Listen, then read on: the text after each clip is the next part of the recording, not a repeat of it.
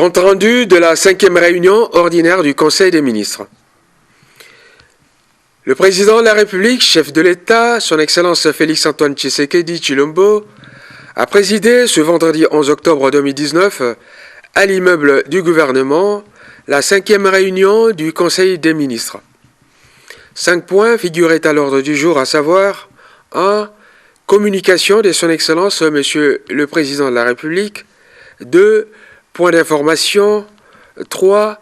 Approbation d'un relevé des décisions du Conseil des ministres. 4. Examen et adoption des dossiers. 5. Examen et adoption des textes. De la communication de son Excellence Monsieur le Président de la République. La communication de son Excellence Monsieur le Président de la République s'est essentiellement focalisée sur son périple euro-américain, plus précisément en Belgique, au siège de l'Union européenne, sa participation à la 74e Assemblée générale des Nations unies et ses tournées à Atlanta et Washington aux États-Unis d'Amérique. Le président a terminé sa communication par sa tournée à l'est de la République démocratique du Congo, précisément dans les provinces du Nord et Sud Kivu. Avant d'entrer dans le vif de sa communication, le président de la République a informé les membres du gouvernement du crash de l'avion de type Antonov transportant du matériel logistique de la présidence dans lequel se trouvaient 7 compatriotes au service de la nation. Le chef de l'État a indiqué que les recherches qui se poursuivent dans la partie nord de la province de Maniema avec l'aide de la MONUSCO laissent entrevoir la localisation de l'avion dans peu de temps. Il a invité les membres du Conseil à avoir une pensée pieuse à l'endroit de ses compatriotes. Le Conseil de ministres extraordinaire terminé, le président de la République Félix-Antoine Tshisekedi n'a que le temps de saluer quelques membres du gouvernement avant de recevoir dans son bureau de travail de l'hôtel du gouvernement le ministre des Affaires étrangères du Congo-Brazzaville, porteur d'un message du président Sassou Nguesso. Jean-Claude Gakoso a en premier lieu transmis à Félix-Antoine Tshisekedi la compassion de Denis Sassou Nguesso face aux nombreuses inquiétudes qui hantent actuellement les esprits de Congolais suite à la tragique disparition jeudi dans l'après-midi de l'Antonov 72 qui assurait la logistique présidentielle. Dépassant l'émotion, Félix-Antoine Tshisekedi et son hôte ont tout de même épluché les questions bilatérales évoquées dans cette lettre. Nous savons qu'il y a cette épidémie d'Ebola qui sévit dans l'est de la République démocratique du Congo. Et en plus de ce que cette maladie décime quotidiennement des vies humaines, il y a des groupes armés qui mettent en péril la vie des personnels soignants, toujours dans ces régions, notamment les ADF, ces rebelles ougandais. Et le président Sassou, qui est le président en exercice de la conférence internationale sur la région des Grands Lacs, a pensé qu'il fallait que les experts de la CIRGEL réfléchissent sur les voies et moyens pour mettre fin à ce genre de situation. Et c'est l'objet de cette réunion qui se tient à Brazzaville. Et je suis venu faire le point avec son Excellence Félix-Antoine Tshisekedi. Nous avons également abordé la question des réfugiés que nous avons accueillis dans la ville de Makoti-Poko. J'ai coutume de dire que là-bas aussi ils sont chez eux. C'est vrai qu'ils ont envie de repartir dans leur village d'origine du côté de la RDC. Nous avons également évoqué ce sujet qui n'est pas un sujet préoccupant. Jean-Claude Gakoso s'est fait accompagner auprès du président Tshisekedi par l'ambassadeur du Congo en poste à Kinshasa et celui de la RDC installé à Brazzaville. La politique du chef de l'État dans le secteur de l'éducation a porté ses fruits. Des enseignants en file indienne se sont rangés devant leur banque pour les compléments de leur salaire de septembre, comme annoncé par le gouvernement pour la prise en charge des enseignants. Le ministre de l'enseignement primaire, secondaire et technique, Willy Bakonga, a confirmé le couronnement des efforts du gouvernement. Nous avons commencé avec le premier palier. Il y a quand même quelque chose. Le président de la République, chef de l'État, son Excellence Félix Antoine Tshisekedi Tshilombo, est allé au-delà même des attentes que cette politique que le président de la République a mise en place et qui prend en compte la situation sociale de l'enseignant, cette situation doit s'améliorer et ça c'est certain que ça doit s'améliorer. Devant les guichets des banques, ils sont nombreux à exprimer leur satisfaction. Hommes et femmes, sourire aux lèvres, n'ont cessé de manifester leur gratitude au chef de l'État, Félix Antoine Tshisekedi Tshilombo. Je suis venue et je vois tous les enseignants crier Fachi béton, salaire Fachi béton, et tous les enseignants sont contents. Oui, effectivement, depuis qu'il y a la gratuité, nous avons constaté qu'il y a eu quand même une hausse en ce qui concerne le salaire qu'on touchait par rapport au mois passé. Effectivement, pour les cas qui me concernent, j'ai connu une augmentation de 194 000. Ce qui fait maintenant un total de 373 000. C'est la réalité. On a commencé il y a 2 jours, mais j'ai entendu parler. Aujourd'hui, on nous a dit allez-y. Je suis arrivée, j'ai touché vraiment. Je crois que le train de changement est en marche. Je crois que ça ira mieux. Téné, un enseignant, avait un salaire de moins de $100. À ce jour, les derniers échelons avoisinent. Une volonté politique du chef de l'État qui rend l'enseignant sa dignité. Toutefois, après ces réajustements des salaires, les enseignants attendent avec impatience la concrétisation du deuxième palier. Du budget annexe au budget de fonctionnement, les services nationaux d'approvisionnement et d'imprimerie Senapi, l'un des services du ministère du budget, sollicite auprès du vice-premier ministre, ministre du budget Jean-Baudouin Mayomambeke, cette migration qui aura à coup sûr une incidence positive. C'est la représentation syndicale de ces services qui s'est fait porte-voix devant les patrons du budget. On a été voir son Excellence, Monsieur le vice-premier ministre, ministre du budget, sur un problème spécial, donc spécifique. Donc c'était pour que le Senapi puisse quitter du budget annexe et aller au budget de fonctionnement comme toutes les autres directions du budget. Nous sommes sortis satisfaits à ce sujet et nous remercions beaucoup pour cette bonne attention qu'il attire au niveau de notre service. Nous avons remarqué que nous sommes dans une même famille du budget, mais il y a certaines directions qui émargent au budget de fonctionnement et nous sommes sous son autorité directe, nous sommes au budget annexe. Alors c'est ainsi que nous perdons certains avantages liés à notre ministère. Donc avec un sentiment donc de joie que nous sommes sortis de son bureau. Message reçu, une solution sera trouvée, assurance du vice-premier ministre, ministre du budget. Les projets d'aménagement du périmètre du site Poulmalebo dans la commune de Massina Petro-Congo est réservé à la riziculture financée par le gouvernement congolais à 17 millions de dollars américains avec l'appui de la Banque arabe. BADEA et le Bureau central de coordination BSECO se réalisent normalement. Mais quelques ennuis provoqués par les inciviques ralentissent les travaux de construction de la digue de protection qui doit lutter contre la crue des eaux de la rivière Njili et le fleuve Congo. Le ministre du Développement rural, Guy Mikulu Pombom, qui dans ses attributions a la charge de soutenir l'agriculture en offrant de bonnes conditions de travail aux paysans agriculteurs, est descendu sur le lieu pour s'en rendre compte, après des explications fournies par les responsables de l'entreprise qui exécute les travaux de la digue en présence du ministre provincial de l'Agriculture, la ville-province Kinshasa, Mathias Nkanzam, et du DG de la BSECO, Matondo Mbungu. Tout le monde a apprécié le niveau du travail, mais fustige les comportements inciviques de la population, pourtant première bénéficiaire. Je rassure la population que ici, c'est pour améliorer les conditions des infrastructures sociales de base qui concernent les cultivateurs de riz qui vont travailler ici. C'est pour l'intérêt de ceux qui produisent les riz, qui pourront le produire 2 ou 3 fois par année. Le ministre Guy Mikulu Pombo a interpellé les services de sécurité incapables de protéger ces ouvrages et les sites. Puis, il a expliqué à la population le bien fondé de ces projets pour lesquels le gouvernement congolais a engagé autant d'argent. C'est dans la province du Haut-Katanga que cette spécialité dans la production des fertilisants va implanter ses usines.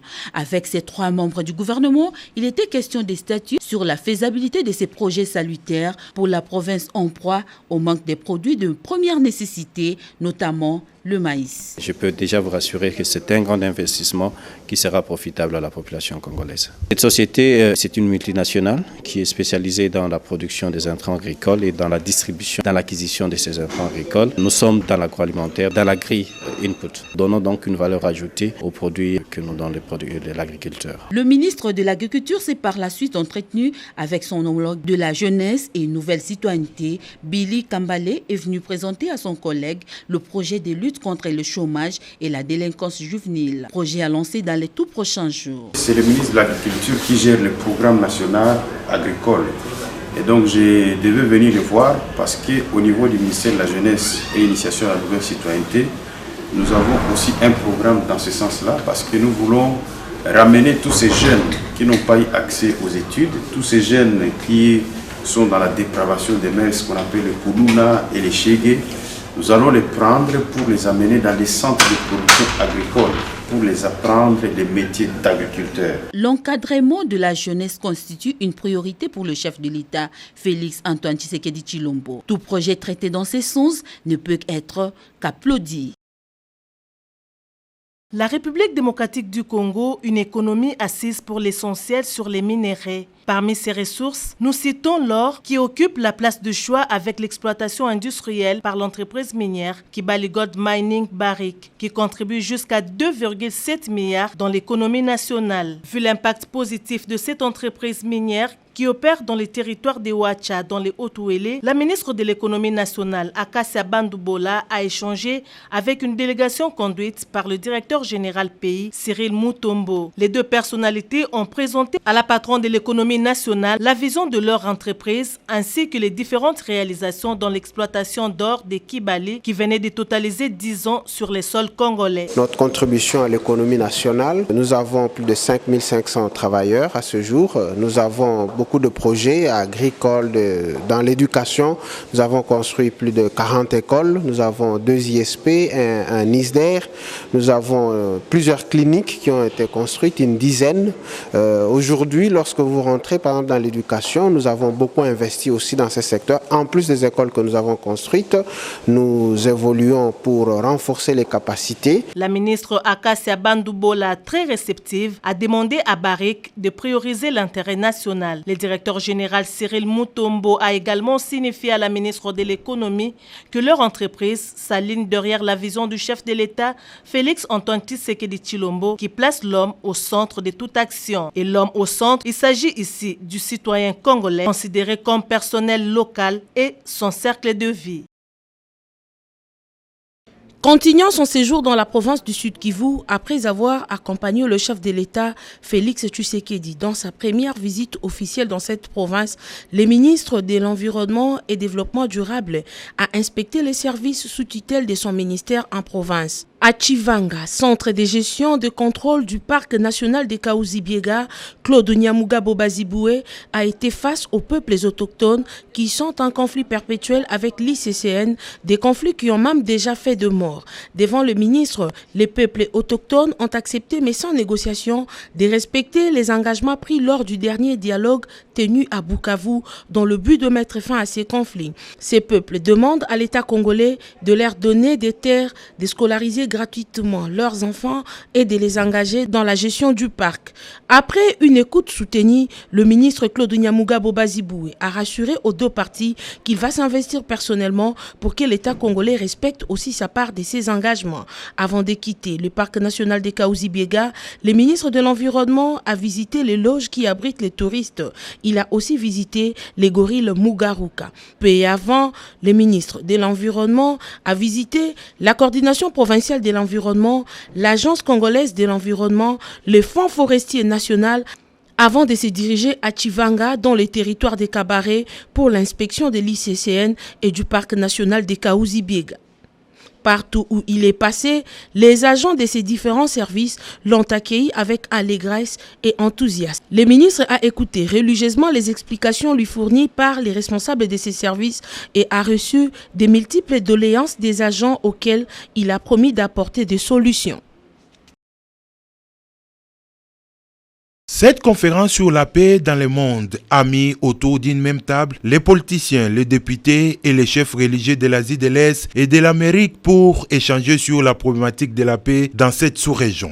Occasion en or pour la cofondatrice de la Fédération universelle pour la paix, Sunak Moon, de conscientiser l'assistance sur les bien fondés de ces sommets. Selon elle, la Fédération universelle pour la paix a pour objectif la recherche de la paix dans le monde d'une manière pacifique, surtout la cohabitation pacifique des nations. Le Japon, la Corée du Nord et du Sud, ainsi que les États-Unis d'Amérique ont des mauvais souvenirs de la guerre entre ces pays. Fort de cette expérience, Sunak Moon a fait savoir à ses interlocuteurs que la politique a déjà prouvé ses limites dans la pacification du monde avant de demander aux dirigeants du monde de se repentir devant Dieu pour les crimes, a renchéri Sunak Moon. Mamadou Gueye, chargé des médias Afrique, a rappelé la vision de la Fédération universelle pour la paix sur ces différentes conférences. Un autre temps fort de cette manifestation, c'était l'annonce des lauréats des prix Sunak pour la paix. Parmi les bénéficiaires de ces prix, Macky Sall, président du Sénégal,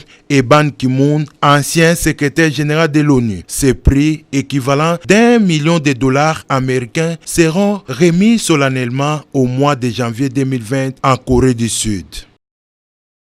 En marge de la célébration de la Journée internationale de la jeune fille, instaurée depuis 2012, la cellule du PPRD dénommée Les filles républicaines s'est rangée pour cette année 2019 avec pour thème les filles, une force libre et inarrêtable. Cette cellule a vibré de ce thème. Tout a commencé par une rencontre sportive qui a opposé la Ligue des jeunes filles du dit parti, Fédération du Lualaba, à celle du Haut-Katanga, dont le score s'est soldé par 1-0 en faveur des jeunes filles républicaines du Lualaba.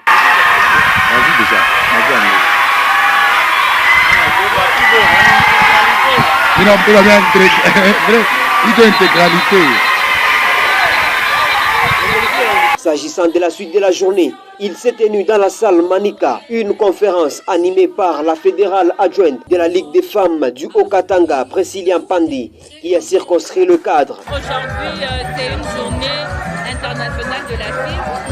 En tant que la vice-présidente de la Ligue de jeunes PPRD, j'ai été invitée par la Ligue de jeunes du Lualaba, parler, édifier les filles, leur montrer comment il faut travailler, qu'elles soient battantes, qu'elles travaillent pour être utiles à la société. Un bon leader politique, Richard Mouyej, fédéral du PPRD Lualaba, est venu personnellement encourager les jeunes filles de son parti. C'est une manifestation qui a réussi totalement. Beaucoup de nouvelles initiatives dans la rencontre des filles des deux provinces, Haut-Katanga et Lualaba. Je suis fier de l'organisation et je crois qu'on doit compter avec la jeunesse et surtout la jeunesse féminine. Une célébration riche en couleurs et qui s'est clôturée par un partage des repas en famille au Lualaba. La Ligue de jeunes de l'UDPS a appris avec consternation la triste nouvelle qui vient de frapper le pays. Elle présente ses condoléances les plus attristées aux familles éplorées et garde une mémoire pieuse pour les illustres disparus. La Ligue de jeunes de l'UDPS comprend la douleur que ressentent les jeunes patriotes face à cette situation inédite. Cependant, elle invite les jeunes à ne pas céder aux influences externes, mais plutôt à suivre les directives éclairées du parti.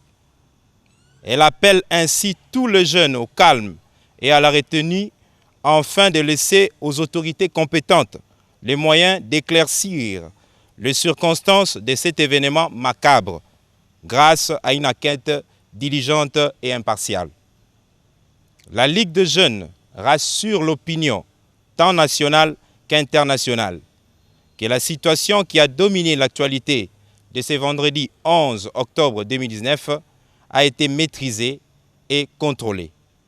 La Ligue des jeunes réitère son engagement à lutter contre les antivaleurs, à suivre les lignes édictées par notre cher parti, mais aussi et surtout, la Ligue des jeunes de l'UDPS réitère son engagement à ne jamais abandonner son excellence, Monsieur le Président Félix Antoine Tshisekedi Tshilombo, chef de l'État. Que vive la République démocratique du Congo, que vive l'UDPS, notre parti, que vive la Ligue des jeunes de l'UDPS.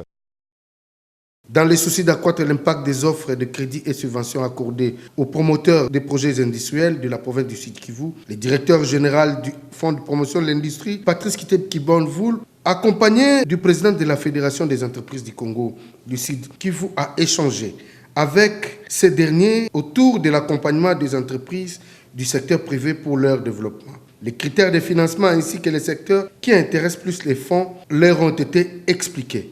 Patrice Kitebi a aussi insisté pour dire que l'entrepreneuriat des jeunes et des femmes est un challenge que veut relever le Fonds de promotion de l'industrie. C'est que les FPI, c'est pour les grands commerçants.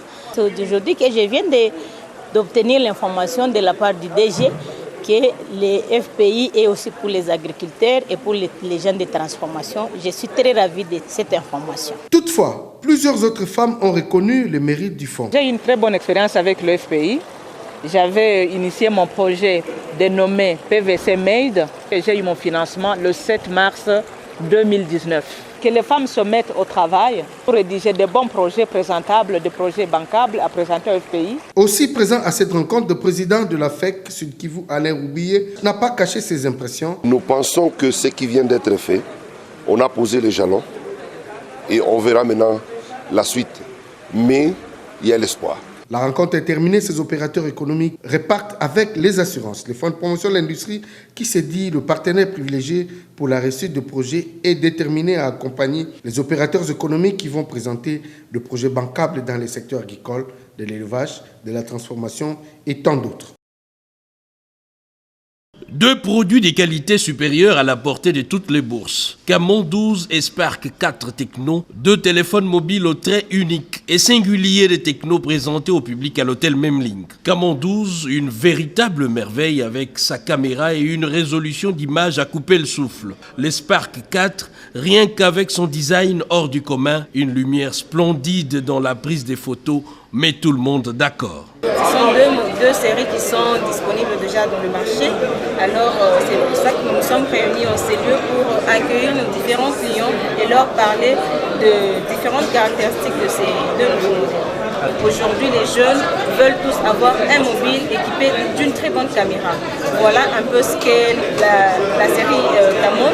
Et quant à la série Spark, c'est cette série qui est jeune, fashion, flashy, swag, qui met un accent sur la lumière du rendu de nos différentes photos. C'est-à-dire, lorsque vous prenez en photo avec le Spark, vos photos seront lumineuses et vraiment très nettes. Un message opinion, oui, j'invite tout le monde à se procurer d'un téléphone Techno Camon 12 et Spark 4. Comme dans ce genre de circonstances, clients et partenaires ont bénéficié pour ceux qui l'ont mérité des cadeaux de ces produits, y compris des diplômes pour certains partenaires. En présence du directeur de la production d'Inga, du président provincial de la délégation syndicale du Congo central, du comité local ainsi que des cartes et agents mobilisés pour la circonstance, cette assemblée générale présidée par le camarade Samuel Kaya, président national de la délégation syndicale de la SNEL, consistait à évaluer les activités syndicales. Nous sommes ici à Inga, c'était plus l'évaluation des activités syndicales et aussi voir tous les travaux qui sont en train d'être faits ici et échanger avec les agents par rapport à leur désirata. Nous avons reçu des échos favorables de la part de la haute autorité du pays. Nous savons et que l'autorité a mis fin à toutes ces manœuvres qui devraient être faites pour un peu céder la partie transport vers le privé. Mais maintenant là, au moins, nous sommes rassurés. Après échange et lecture, différentes recommandations formulées par les agents soutenant l'entreprise SNEL comme patrimoine national à préserver contre toute forme de privatisation du secteur de transport du courant électrique, les directeurs d'Inga, l'ingénieur Henri Macab, saluent les efforts consentis en termes de production allant de 30 à 64%, une première dans l'histoire de la SNEL. C'est donc à ce titre que le chef de l'État est invité à Inga pour palper du doigt la remise en service du groupe 7 Inga 2 et la réhabilitation des machines G24 et G28 par des experts congolais.